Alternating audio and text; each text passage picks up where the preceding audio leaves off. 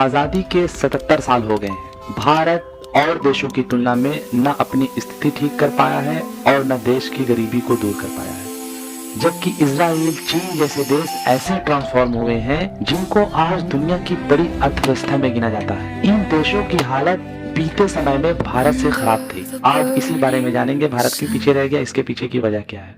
Israel के पास न अपनी जमीन थी, न अपना खाना और न अपना मुद्रा, लेकिन आज दुनिया का किंग बना हुआ है।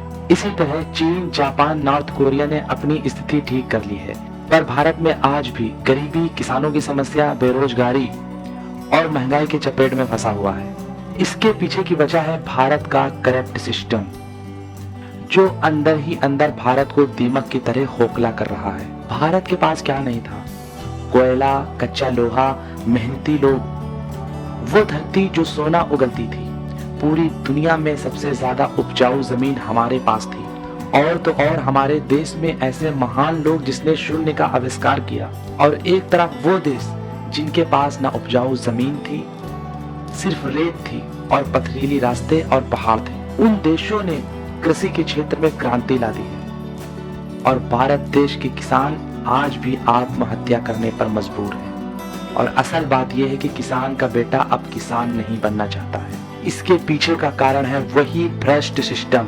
सन 1985 में राजीव गांधी ने कहा था, उड़ीसा के दौरे पर दिल्ली से 1 रुपए भेजा जाता है और ये 1 रुपए गांव तक पहुंचते पहुंचते 15 पैसे बन जाते हैं। दोस्तों, राजीव गांधी का इशारा इसी भ्रष्ट सिस्टम के बारे में था। आइए इसको आसानी से समझते हैं। मान लो आपके शहर में 1 करोड़ का टेंडर पास होता है रोड बनाने के लिए। ये टेंडर निकलते ही तय हो जाता है कि किस ठेकेदार को मिलेगा, क्योंकि इस ठेकेदार ने उनका कमीशन पहले से ही सेट किया होता है। अब ये रकम 1 करोड़ से 80 लाख बचती है। इस फाइल पर सिग्नेचर करने वाले छोटे मोटे अधिकारी अपना चाय पानी का जुगाड़ करेंगे। अब रकम बचती है 60 लाख। अब बारी आती है ठेकेदार की।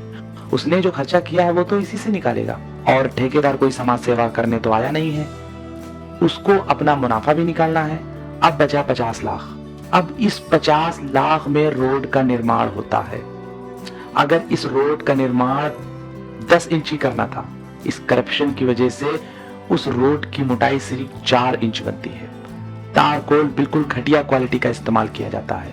मजदूरों को गधा बनाकर काम कराया जाता है। 1 महीने का काम 15 दिन में खत्म होता है। अब सड़क बनके तैयार हुई, उसके बाद जो चेकिंग करने वाले आएंगे उनको भी देना पड़ेगा। नतीजा ये निकलता है कि पहली ही बारिश में सड़क की ऐसी की तैसी हो जाती है। 2-3 साल होते ही सड़क में गड्ढे आने लगते हैं। फिर उस रोड का टेंडर पास होता है। इसी तरह करप्शन का ये चक्र 77 सालों से चलता आ रहा है। दोस्तों, इसी तरह education field, medical field corruption से भरा हुआ है। सरकार हर 5 साल में बदलती है, पर ये भ्रष्ट सिस्टम वहीं का वहीं रहता है। और अगर इस देश को बदलना है तो पूरे सिस्टम को बदलना होगा, लोगों को बदलना होगा।